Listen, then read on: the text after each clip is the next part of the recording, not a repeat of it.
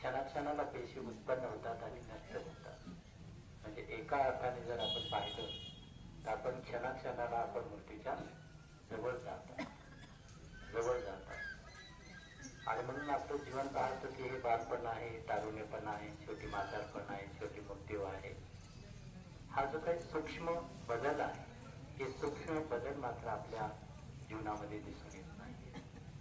आणि म्हणून थोडक्यात हे सर्व काही परिवर्तनशील आहे, बदलणार आहे, अनित्य आहे. जिथं जन्म आहे तिथं मृत्यू आहे. मग माणसाच्या जीवनामध्ये दुःख काय येते? मनुष्य दुःख का करतो? त्या दुःखाचं कारण एक आहे की भगवान बुद्ध म्हणतात माणसाच्या दुःखाचं कारण अटॅचमेंट आहे.